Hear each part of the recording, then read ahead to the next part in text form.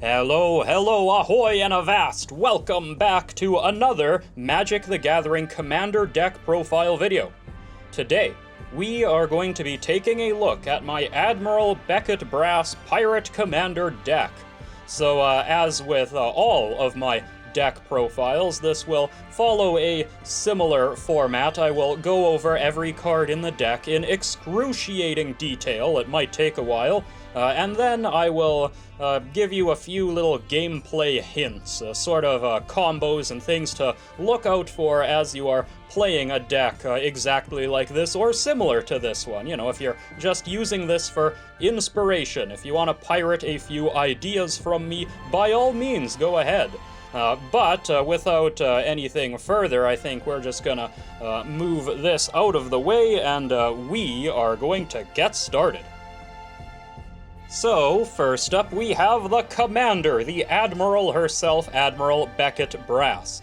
So she's worth 4 mana, 1 generic, blue, black, and a red. She's a 3/3 human pirate.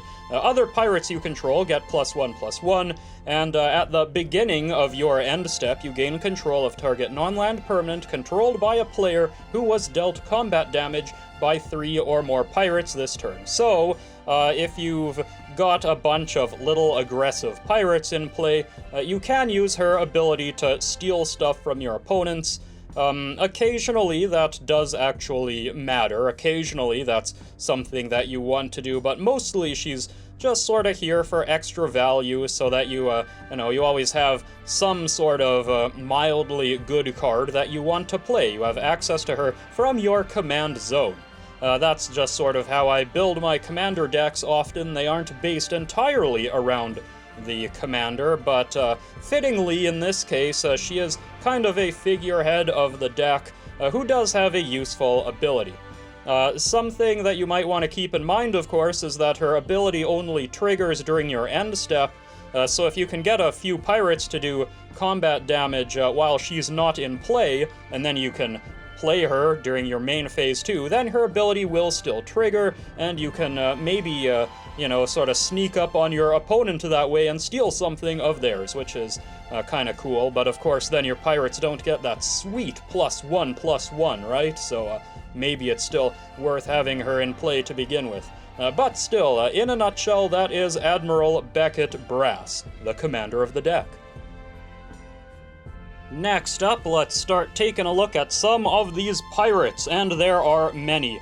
I made it my goal, and I succeeded at this goal. I made it my goal to only use pirate creatures. There is not a creature in this deck that doesn't have pirate written directly on the card. So, yeah, here we go. We are gonna start with some of these smaller ones. This is sort of just a pile of good stuff. There's some token generators, some card draw engines in here. These are just good pirates to have on hand. So yes, Francisco the Foul Marauder, haha.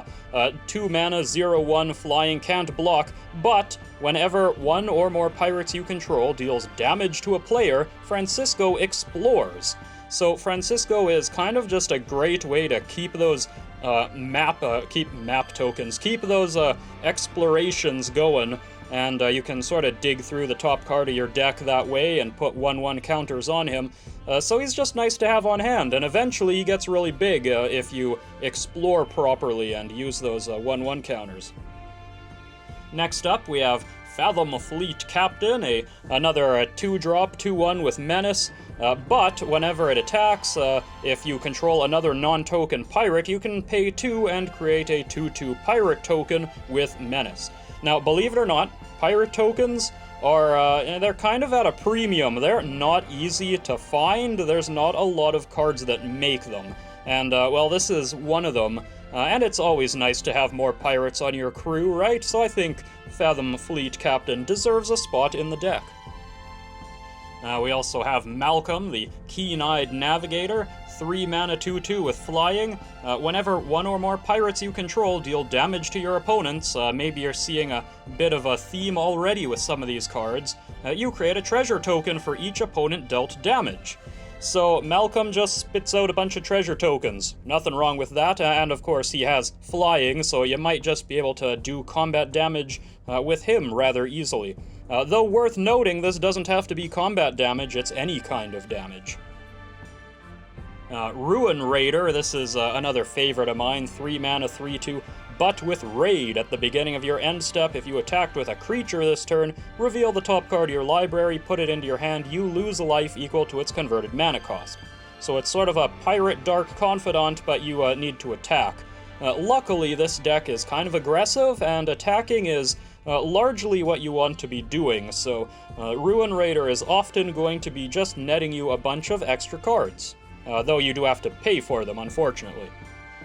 Breaches, Eager Pillager is another 3 mana pirate, 3/3 with first strike. Whenever a pirate you control attacks, you choose one that hasn't been chosen. You make a treasure, you target creature can't block this turn, or you exile the top card of your library and you can play it this turn. So Breaches does a lot of stuff, provided you have pirates that can attack. Breaches is, of course, a pirate as well, so he will trigger his own ability. But yeah, there you go, just a bunch of extra value here for doing what you probably would be doing anyway and attacking. Fearless Swashbuckler. Ooh, this is a new one from Aether Drift, and it has quickly become one of my favorites. 3 mana, 3/3 with haste. Your vehicles have haste. Yeah, oh, we've got vehicles. And whenever you attack, if a pirate and a vehicle attacked this combat, you draw 3 cards, then discard 2 cards. It feels real good to draw 3 cards off of this, let me tell you.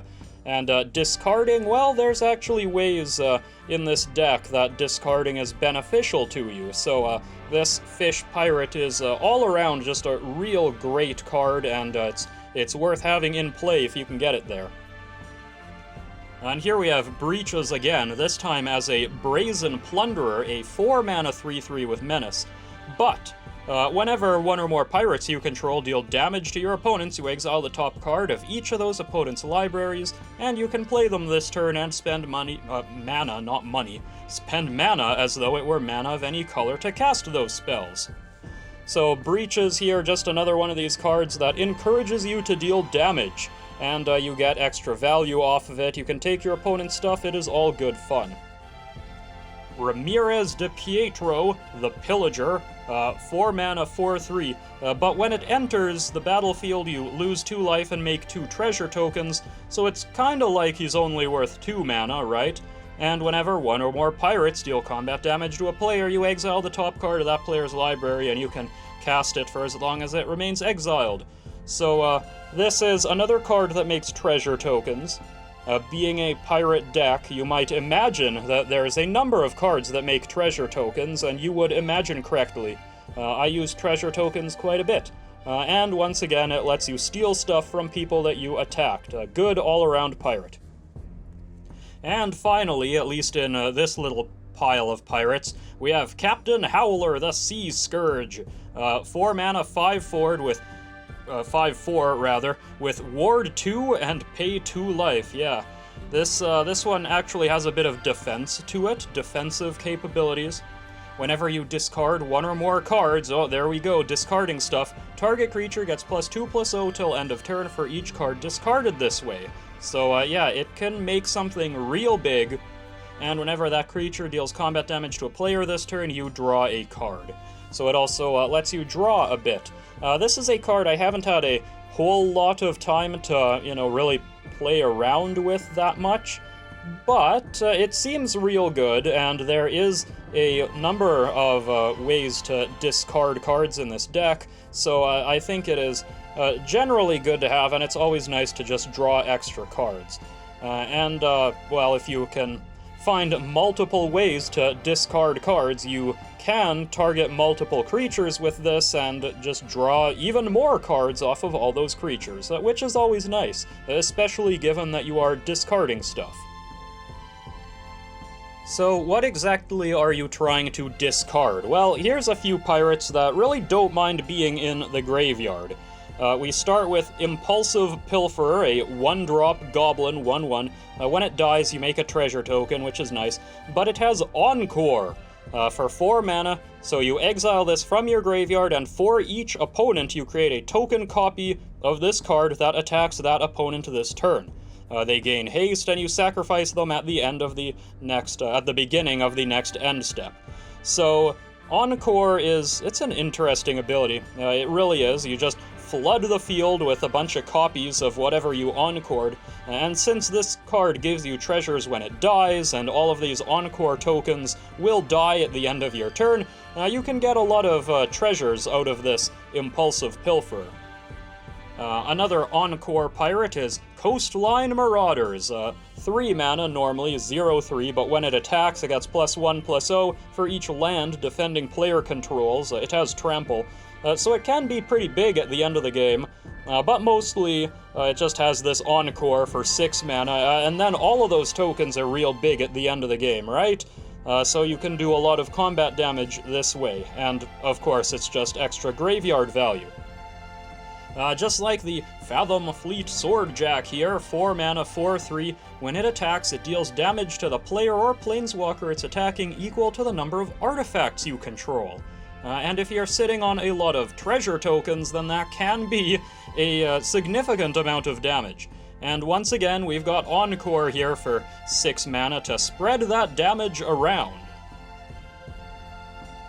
Which is a great segue into these pirates, which all do burn damage. Yeah, we've got some gunner crews here who do direct damage to the opponents.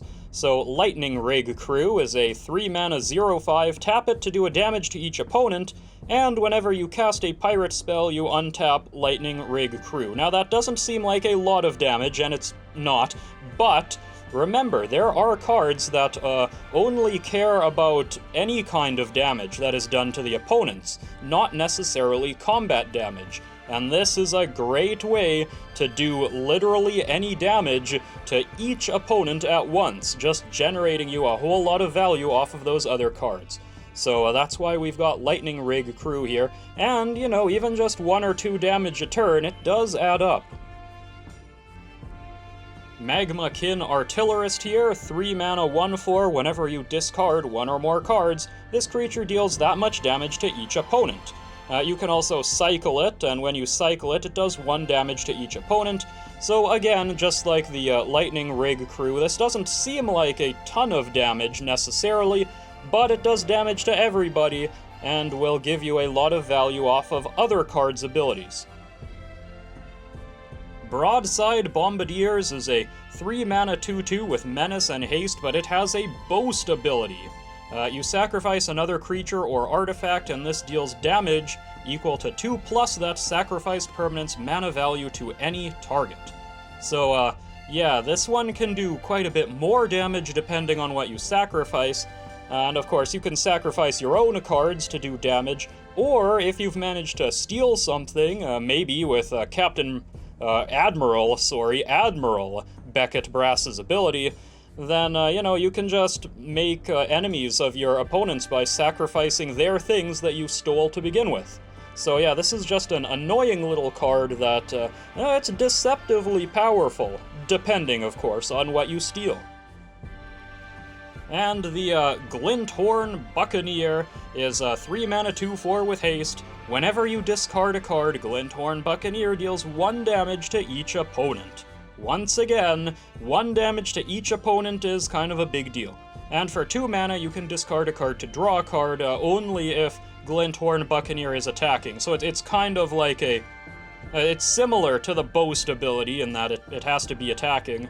Except, of course, Boast can be activated later. Whatever, that's neither here nor there. The point is, you do need to discard a card to use this ability, which will then trigger the first ability and do damage. So Glinthorn Buccaneer, kind of a win condition in this deck, if you can, well, make the right circumstances for it. We will take a look at that a bit more later. Given how many of your pirates want to attack, it makes sense that you'd kind of want them to be a bit bigger, right? To make sure that they survive combat or do more damage. So I do have a couple Lord effects in this deck, besides the commander, of course.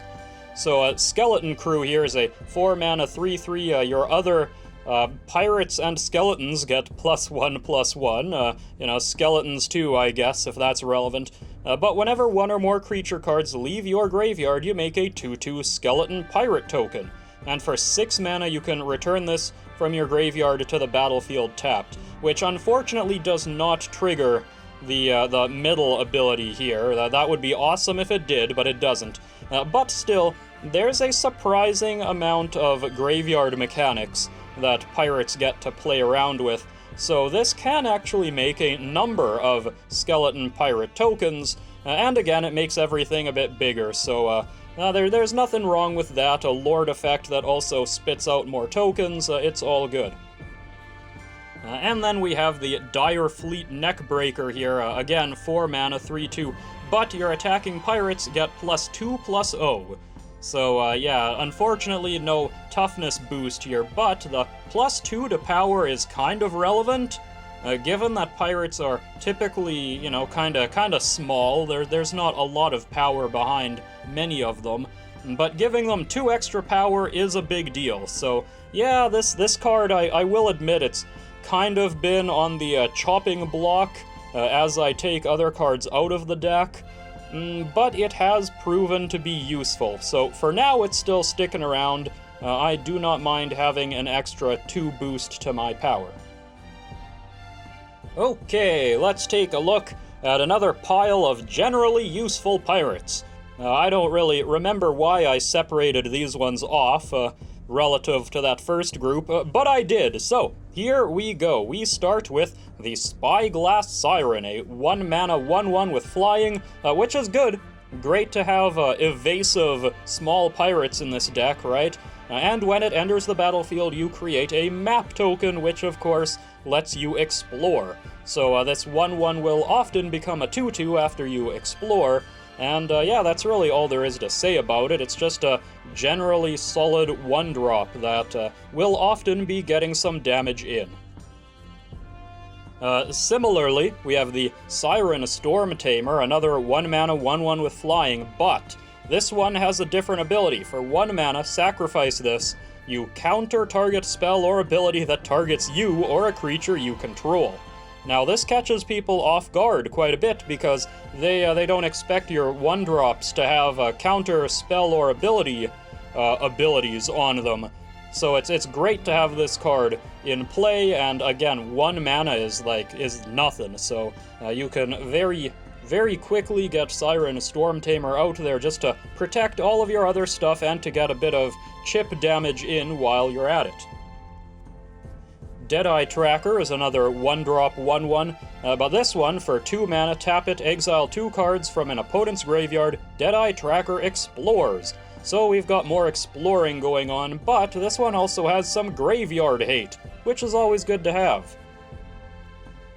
Time Stream Navigator is a 2 mana 1/1 with Ascend, so you need those 10 permanents to get the City's Blessing, but if you have it, then for 4 mana, tap, put this on the bottom of its owner's library, take an extra turn after this one. So yeah, if you can close out a game by taking 2 turns in a row, this is how you do it. Otherwise, maybe there's ways to search this back into play on your extra turn, huh? I wonder. Dire Fleet Daredevil, this is a fun one. 2 mana, 2/1, first strike. When it enters the battlefield, exile an instant or sorcery from an opponent's graveyard, and you can cast it this turn and spend mana as though it were mana of any type to cast that spell. And if it would be put into a graveyard, exile it instead. So, Dire Fleet Daredevil, it's one of those cards that most of the time it's pretty bad, but when it's good, it is hilarious and a very, very memorable part of any game. So that's why I keep it around. It's always great to steal a board wipe or something from somebody, or some other game-winning spell, right? So yeah, there we've got the Dire Fleet Daredevil. Hostage Taker, 4 mana 2/3, enters the battlefield, you exile an artifact or creature until Hostage Taker leaves the battlefield, and then you can cast it for as long as it remains exiled, and spend mana as though it was mana of any type to cast that spell. So if your opponent has a Sol Ring or something, you can just play Hostage Taker and steal it, or one of their creatures. Yeah, lots of fun stuff you can do with Hostage Taker. Although, worth noting, this card was errated so that it can't target itself, and you can't just make an infinite bouncing loop of Hostage Taker. But still a great card just to both remove something of your opponent's and possibly steal it for yourself. And then finally we have the Pirated Copy. Oh, this is a great card. 5 mana.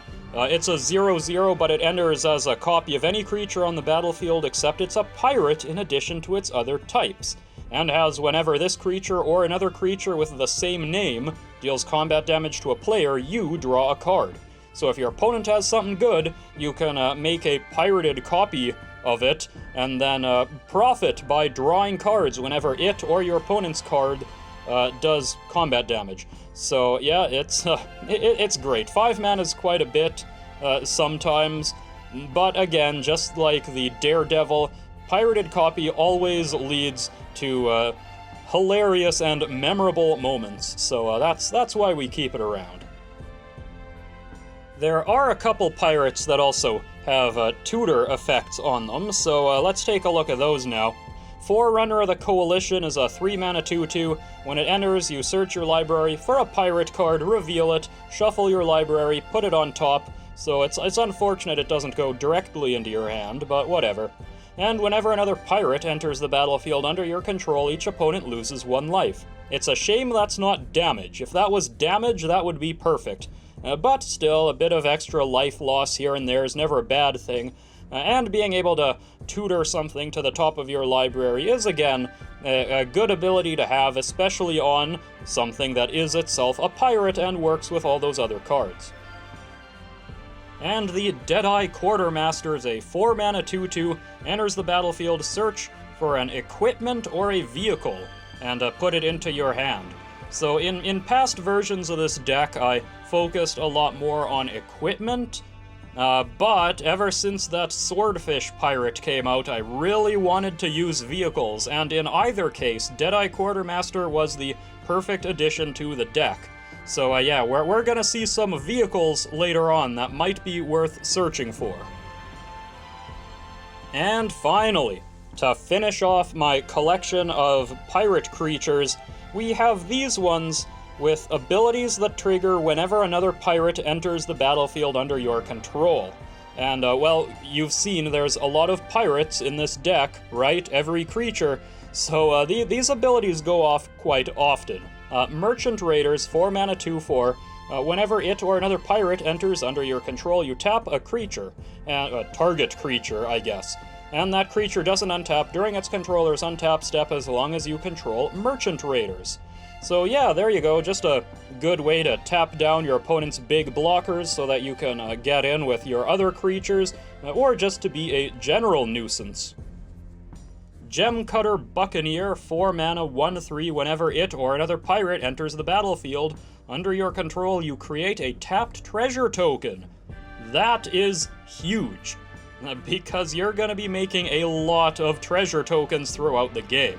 And your treasures, this is, again, something silly but fun. Your treasures are equipment in addition to their other types, and they have equipped creature gets +2/+0, and they equip to your pirates for 1 mana.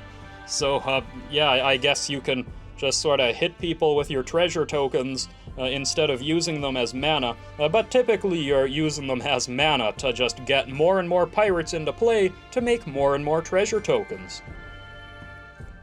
And the Coercive Recruiter to finish things off, a 5 mana 4/3. As far as pirates go, this one's kind of expensive, but whenever it or another pirate enters the battlefield under your control, you gain control of target creature till end of turn. You untap it, and until end of turn it gains haste, and becomes a pirate in addition to its other types. Coercive Recruiter is one of the most powerful cards in the deck, and you will be using it a lot. Anytime you see it, you probably want to have Coercive Recruiter in play, and then the whole game starts to kind of revolve around it as you steal all of your opponent's things and just attack into them. A bit of a side use for this, though. is that you can gain control of your own creatures and give them haste with Coercive Recruiter. Sometimes you need haste, I guess, and that's a weird way to use this card, but it is a way that works nonetheless. So yeah, if you really want to spread a bit of haste around your side of the field, Coercive Recruiter's the one to do it. Now let's look at some non-creatures. So these are the enchantments. Yeah, we're still... there's a few of them. So Daring Piracy, though. 3 mana, at the beginning of combat, you create a 1/1 red pirate creature token with menace and haste. Exile it at the beginning of the next end step. So this is just an easy way to make a pirate every turn. And this token, of course, enters the battlefield, so it triggers all those other abilities that care about pirates entering the battlefield.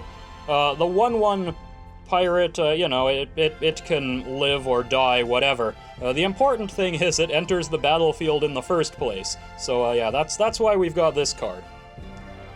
Storm the Vault. Now this is an interesting one. So it's 4 mana. Whenever 1 or more creatures you control deal combat damage to a player, you create a colorless treasure artifact token. Well, we know what treasures do. And at the beginning of your end step, if you control 5 or more artifacts, you transform Storm the Vault. And what does it transform into? Well, I'll tell you. It transforms into the Vault of Catlacan, which is a legendary land. It adds a mana of any color, or it taps for blue for each artifact you control. So it's, you know, kind of a Tolarian Academy. But it does give you some incentive to keep those treasures lying around, because this thing can tap for an obscene amount of mana. And then I guess you can use those treasures after you've tapped this for even more mana. Hey, everybody loves mana, right? Yeah, so this is a good card to have, especially if you're going to be attacking with a bunch of little pirates to generate those treasure tokens.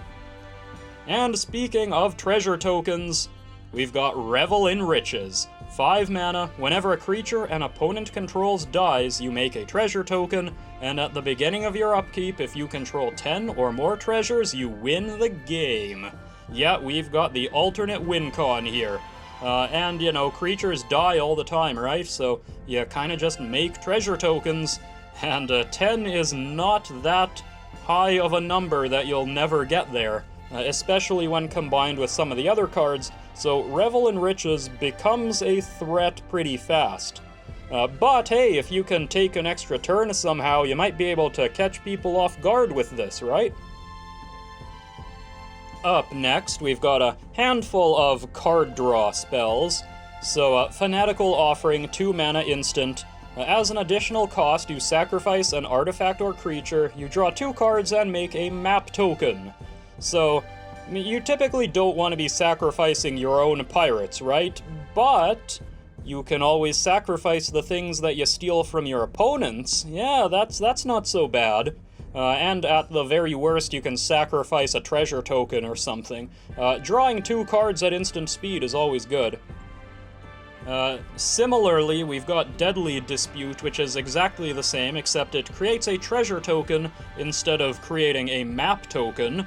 So, once again, sacrifice something you stole from your opponent and draw cards off of it. Unexpected Windfall, instant at 4 mana. As an additional cost, you have to discard a card, but as we've seen, we don't necessarily mind that, and you draw 2 cards and create 2 treasure tokens. Ooh, getting more and more treasures. And Big Score is exactly the same, except it requires 1 fewer red mana.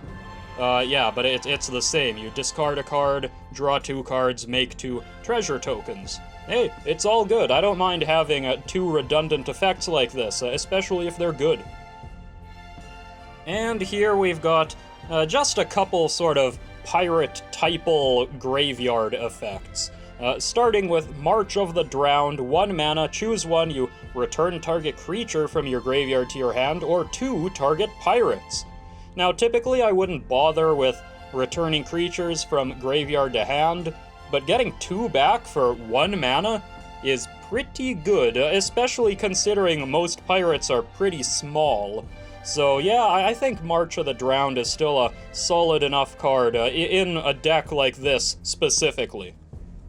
And then we have Haunting Voyage. For 6 mana, you choose a creature type, return up to 2 creature cards of that type from your graveyard right to the battlefield. And if this card was foretold, you return all of those creatures from your graveyard to the battlefield instead.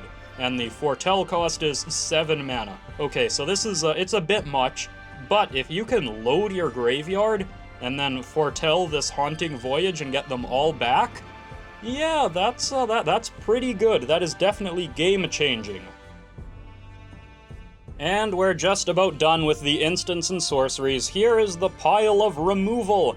Vandal Blast, 1 mana, destroy an artifact you don't control, or you can overload it for 5 mana to destroy all artifacts you don't control. Great card. Terminate, 2 mana, destroy target creature, can't be regenerated. Nothing wrong with that. Chaos Warp, yeah, this is a fun one. If you're playing red, you've got to have this, right? 3 mana instant. The owner of target permanent shuffles it into their library, reveals the top card. If it's a permanent, they put it onto the battlefield. Whether this works or backfires spectacularly, it's always fun. Broadside Barrage is another very recent addition. 3 mana instant, 5 damage to target creature or planeswalker, then draw a card and discard a card. It's always nice to have this extra draw just stapled onto other cards, and as we've seen, discarding is not necessarily a bad thing. Bedevil is just a very versatile removal spell for 3 mana, destroy an artifact, creature, or planeswalker.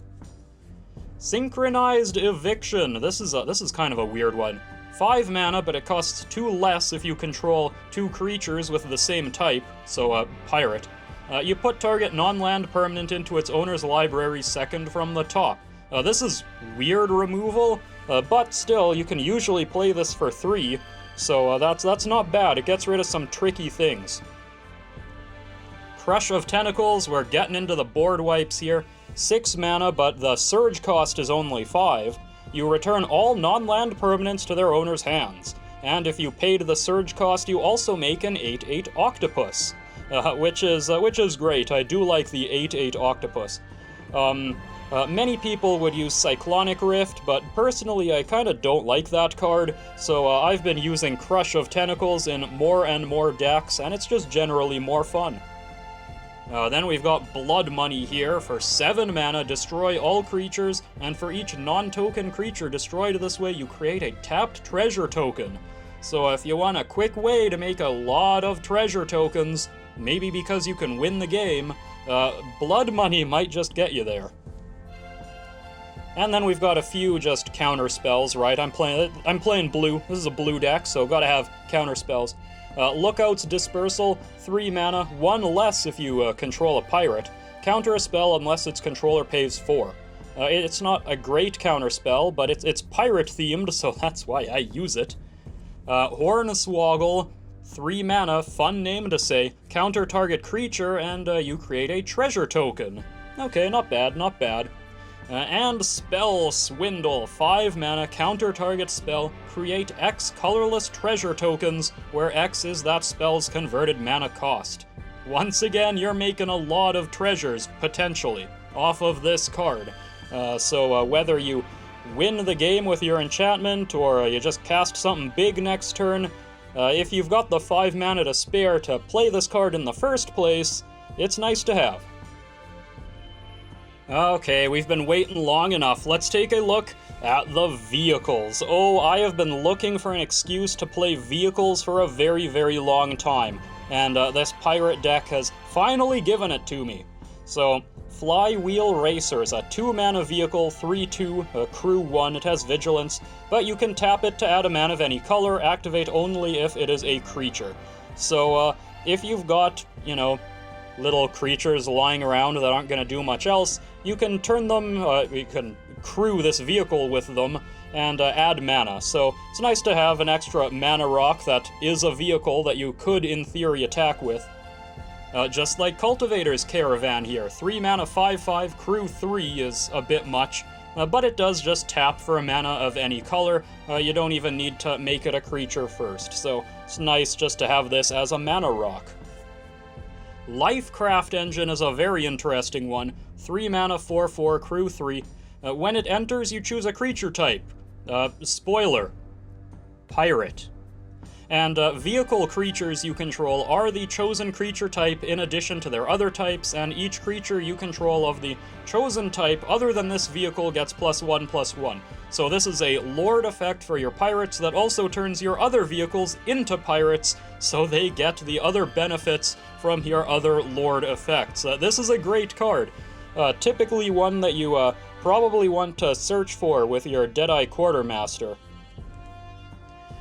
Boosted Sloop is another great new vehicle. 3 mana, 3/3, it has Menace, crew 1. Whenever you attack, you draw a card and discard a card. So this has nothing to do with being a vehicle, per se. That's just a static effect on this artifact. But it would trigger for itself if you attacked with it. And yeah, it's just great to be able to draw more cards and discard more cards consistently.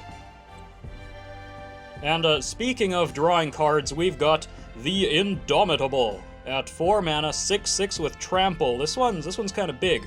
Whenever a creature you control deals combat damage to a player, you draw a card. So this will be drawing you a lot. It has crew 3, and you can cast it from your graveyard as long as you control 3 or more tapped pirates or vehicles. Which is an interesting effect, really. And again, that just means that you don't mind discarding this to other effects because you can just cast it from your graveyard, which is kind of cool. A couple of those vehicles had mana abilities, but let's look at the other ramp effects that I use. So Wayfarer's Bauble is a great card to use in non-green decks. Guess you could use it in green decks too. But for 1 mana, you can play this. 2 mana, tap it, search your library for a basic land, put it into play tapped, shuffle your library. That's simple as that. It's practically a rampant growth for colors that don't typically get rampant growth effects. Sol Ring is as Sol Ring does. 1 mana to play, it taps for 2 colorless mana. It's Commander, right? You gotta run it. Dimir Signet, and Izzet Signet, and Rakdos Signet. We're using all the signets here. 2 mana to play, 1 mana tap to add their 2 colors of mana. Just cheap, easy way to get extra mana. Arcane Signet, again, another Signet, I guess. 2 mana taps for 1 mana in your commander's color identity. Just easy mana ramp here. Pillar of Origins is similar, 2 mana. But you have to choose a creature type, and it adds a mana of any color that can only be used to cast creatures of that type. So it's a bit limiting, but you're going to be casting pirates all the time, so typically it's not a problem. And Patchwork Banner. 3 mana, this one's a bit bigger. Choose a creature type, and creatures you control of that type get +1/+1, and it just taps for a mana of any color. So you've probably also noticed, even though I only have a couple pirates that power up your other pirates, there's a number of other artifacts and things that do something similar. So usually your pirates are much bigger than they appear at first glance. And now, let's get into the lands. Oh boy. Starting with these MDFC, these flip lands. So all of these are spells on one side and lands that tap for a color on the other side. So I'm not going to bother transforming them all for you. Most of them can enter untapped if you pay life, otherwise they enter tapped. But the interesting part is these spells on the front side that you can cast if you so choose. Instead of playing them as lands. So, Sink into Stupor here at 3 mana, return a spell or non-land permanent an opponent controls to its owner's hand. It's nice to just have this sort of pseudo-counter spell or pseudo-removal that could also be a land if you need it to be. It's nice. Seagate Restoration is 7 mana, this one's big, but you draw cards equal to the number of cards in your hand +1, and then you have no maximum hand size for the rest of the game. So, What does this have to do with, you know, the theme of pirates? Not a whole lot, but drawing cards is never a bad thing. And again, at worst, this is a land, right? You don't need to play it as a giant game-ending spell. You could just play it early and use it for mana. Fell the Profane, 4 mana, destroy target creature or planeswalker. It's not a good kill spell, but again, the other side is just a land. Agadeem's Awakening, okay, this one's actually real good. You return any number of creature cards that have different converted mana costs X or less from your graveyard to the battlefield. So there's a couple sort of, well, you'll see later on, a couple lands that have these graveyard abilities that again play into your drawing and discarding and bringing pirates back from the graveyard. There's a surprising amount of that in this deck, and it all comes together rather well. Valakut Awakening here, 3 mana. You put any number of cards from your hand on the bottom of your library, then draw that many +1. This is a great card, especially at instant speed. Nothing wrong with just drawing a whole bunch of extra cards if you don't like your hand. Oh, by the way, I didn't say this, and I should. Agadeem's Awakening, 3 black mana and X. That is the mana cost. Now you know, in case you aren't watching and you're only listening to me. Sundering Eruption here, 3 mana. Destroy target land. Its controller can search their library for a basic land, put it onto the battlefield tapped, then shuffle. And creatures without flying can't block this turn. This card does some stuff, but it's nice to have that land destruction if nothing else. And being able to get through with all of your little attackers is always nice. And finally, Shatter Skull Smashing, 2 mana and X. Deals X damage divided as you choose among up to 2 target creatures or planeswalkers. And if X is 6 or more, it does twice that much damage instead. Just useful sometimes if you really need to get rid of something or some things. Otherwise, again, you can just play it as a land. Nothing wrong with that. And to finish things off, let's just talk about some of the lands real quick. A lot of the lands in this deck aren't that interesting, they just sort of tap for mana, but these ones have special Typal effects, so they actually have something to talk about. So starting with Cavern of Souls, when it enters the battlefield, you choose a creature type, and that's something that you'll be seeing on many of these cards. It can tap for colorless, or it can add a mana of any color as long as you spend it on a creature spell of the chosen type. And that creature spell can't be countered. So if you really want your pirates to land, this is the land to use for it. We also have Path of Ancestry here, which unfortunately enters tapped, but it adds a mana in any color of your commander's color identity, and when that mana is spent on a creature that shares a type with your commander, then you scry 1. So it's a pretty easy way just to get some scrying in as you play your little pirates. Unclaimed Territory it's kind of a bad Cavern of Souls. It has the same effect, except your spells can be countered, but you know, whatever. It still taps for any color pretty much, which is great, especially on a land that enters untapped. And Secluded Courtyard, again, just like the other ones there, Unclaimed Territory, Cavern of Souls, it taps for a mana of any color to cast a creature spell of the chosen type, or colorless, I guess. But this one can also be used to activate abilities of those creatures. So, yeah, typically it's still just being used to cast things, but you never know, maybe you need those abilities. And 3 Tree City. This is the most recent of these lands that I've added to the deck. It's pretty new. But when it enters the battlefield, you choose a creature type again. It can tap for colorless again, but for 2 mana and tap, you choose a color and add an amount of mana of that color equal to the number of creatures you control of the chosen type. So 3 Tree City can tap for a lot of mana, which you can then use to play more pirates and do more things. So yeah, it's all good. It is a great card. And finally, the last couple interesting lands. We've got the Channel lands from Kamigawa Neon Dynasty. So both of these just tap for a mana of their color, or they have a channel ability. So Odawara, Soaring City here, you can discard it, return an artifact, creature, enchantment, or planeswalker to its owner's hand. And this ability costs 1 less for each legendary creature you control. Normally it costs the 4 mana. But, worth noting, because this is a channel ability, it is not a spell, and therefore it's not easy for your opponents to interact with. And here we have Takenuma, Abandoned Mire, which again, for 4 mana you can channel it to mill 3 cards and return a creature or planeswalker from your graveyard to your hand, costs 1 less for each legendary creature you control. So here we once again have just some extra graveyard mechanics in the land slot, sort of like, what was it, Agadeem's Awakening there. So it's just nice to have these abilities that, even if you don't necessarily need them, you can still play them as a land. And to finish off the deck part of this deck profile, we've got this stack of lands. So most of these really don't do much beyond adding mana of some color or colors, but still, it's worth talking about these. So we've got the Command Tower, the classic commander staple, which taps for a mana of any color in your commander's color identity.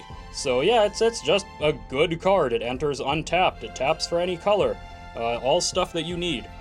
Xander's Lounge, this is the triome of these 3 colors. Island, Swamp, Mountain. It is all 3 basic land types, so it's easy to search for. It enters tapped, unfortunately, but it does have cycling if you draw it later on when you don't need it, so hey, that's something. Reflecting Pool is a land that I like to use in my multicolored decks. It taps for a mana of any type that a land you control could produce, and it enters untapped, which is nice. Underground Sea, Volcanic Island, Badlands, these are the old legitimate dual lands. Yeah, I use them because I have them, but really these might as well just be basics most of the time. They're good because they are both basic land types, right? This is a Swamp Island, an Island Mountain, and a Mountain Swamp. And so they can be searched for, they enter untapped, there's no reason not to use them, but they're also extremely rare and expensive, and yeah, there's not a lot of them out there. So if you're just using basics instead of these, there's really nothing wrong with that. This is just a little bit more consistency if you've got them. Blood Crypt and Steam Vents and Watery Grave here, these are the Shock lands, which are also dual lands, just like the dual lands we just saw, except these ones, they do 2 damage to you if you want them to enter untapped, otherwise they enter tapped. But still, they're great cards and a lot easier to find. Bloodstained Mire, Polluted Delta, Scalding Tarn, these are the fetch lands. You tap, pay a life, sacrifice them, search your library for a swamp or a mountain, or an island in some cases, and put that card onto the battlefield, then shuffle your library. So the card you search for enters untapped, if it can, and it doesn't have to be a basic land, it can be one of those duals, or the triome. So yeah, these are just great, again, great consistency pieces for the colors in your deck. Now, we've got some colorless lands here. Ancient Tomb, which apparently is a game changer now. But I have this one, so I use it in all my decks. It taps for double colorless, and then it deals 2 damage to you, but 2 damage is not much, really, in the grand scheme of things. It's great to just get ahead in mana. And Temple of the False God is similar. It taps for double colorless, but you can only use this ability if you have 5 or more lands, including this one, so 4 other lands. But still, it's great to just be able to tap for 2. And Academy Ruins taps for colorless mana, or for generic and blue, tap, put an artifact from your graveyard on top of your library. So this is just a cool way to get your artifacts back from the graveyard. And then we've got a handful of basics. 1, 2, 3 islands, 1, 2 mountains, and 2 swamps. That is my loadout of basic lands for this deck. But if you don't have some of those dual lands that I mentioned earlier, you might consider running more of these, or if you don't have the fetch lands, you might just run Terramorphic Expanse or Evolving Wilds, something like that. It all works in very similar ways, and you likely won't see a whole lot of difference in what you're trying to do. Okay, so what are you trying to do as you play this deck? What are some things to look out for? Well, here's sort of the meat and potatoes of what this deck is doing, right? Things like, Merchant, Raiders, Coercive, Recruiter, Gem Cutter, Buccaneer, the cards that care about your other pirates simply entering the battlefield. You really want to have cards like this online so that when you do have other pirates just enter the battlefield, things just sort of happen for free, and you generate a lot of value that way. So, of course, casting pirates is one way to do that, and there are a couple token generators in the deck. I did say earlier that pirate tokens aren't the easiest things to be able to make, but there's a couple of them. Daring Piracy does a decent enough job, especially when you have multiple of these things in play, then even a single pirate token means a lot. But there are certain ways to just flood the field all at once.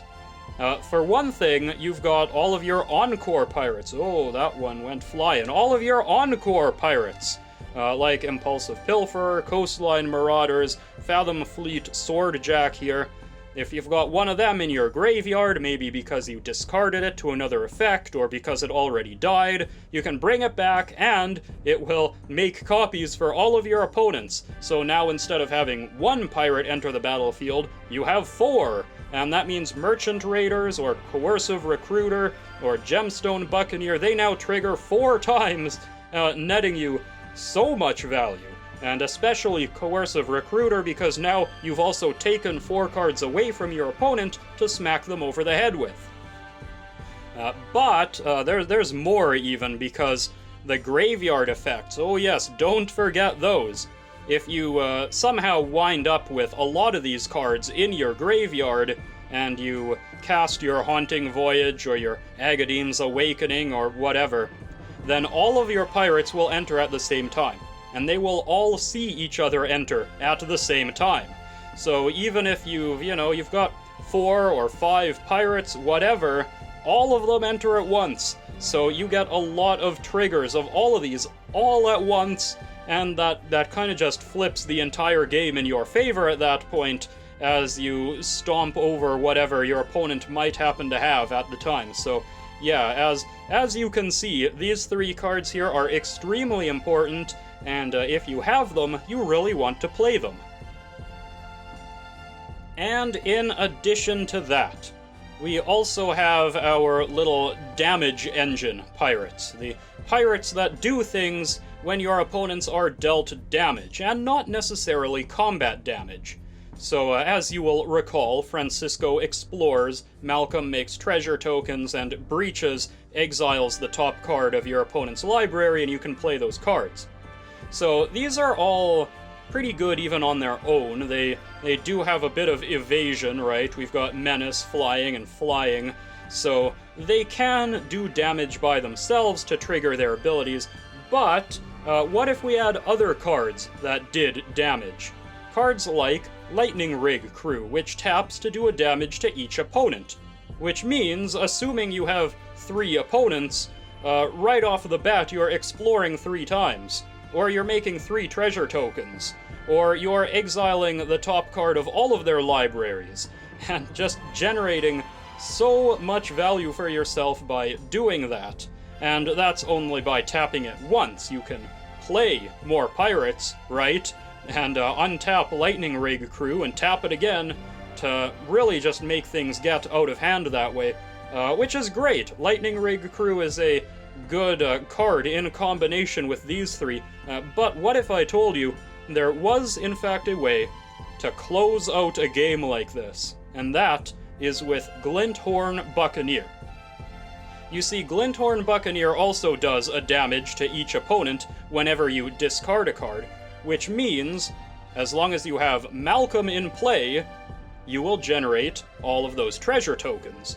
And as long as you make 2 treasure tokens at least, you can use Glinthorn Buccaneer's ability to discard a card and draw a card, which will then make more treasure tokens, which you can use to discard more cards, which will make more treasure tokens. And eventually this loop will, well, hopefully it will give you enough treasure tokens in excess that you can win the game. Otherwise, it'll all come down to a 1v1, as you are no longer making enough treasure tokens to fully fund the Buccaneer's ability. But still, with the right conditions in play, this is a 2-card infinite combo that will just lead to you winning the game. So keep an eye out for these two. I don't have a lot of tutors in the deck because I kind of think it's cheap to just tutor up a 2-card combo and win right off the bat. But, you know, if this is something that you can do, then, you know, with a bit of work and at a decent point in the game, then maybe go ahead and do it, because it's Pirates, and anything Pirates do is hilarious in Magic, especially if you're using your Minotaurs and Sirens to hand loop yourself to do infinite damage. It is a wild scenario, but it works, and that's what matters. And there you have it. That is my 2025 Pirate Commander deck with Admiral Beckett Brass at the helm. So overall, I don't think this is one of my most competitive decks. Probably not by a long shot. However, it is a lot of fun. It really is, to just play a bunch of little pirates and be aggressive and to actually attack. I've noticed in a lot of Commander games, there's not a whole lot of attacking going on, especially with non-commanders. So one of my goals with this deck was to make something that's kind of aggressive that actually utilizes your non-commander creatures in order to attack and gain value and draw cards or what have you. And being able to use vehicles as well. Yes, that's also another key feature of this deck. But this will bring me to the end of this profile, and I do hope that you enjoyed it. If you made it this far, I salute you. But yes, if you enjoyed it, then please leave a like, a comment, subscribe, and I do hope that you'll join me again next time for whatever deck I might be profiling next. Till then, ta-ta. Oh, good heavens, look! We got a collector's rare. Excuse me a moment. Oh, hello! I like it, I do. I was worried for a second that this box was going to be suboptimal. Oh, goodness, that is a pull right there. Let's find out. Oh, boy.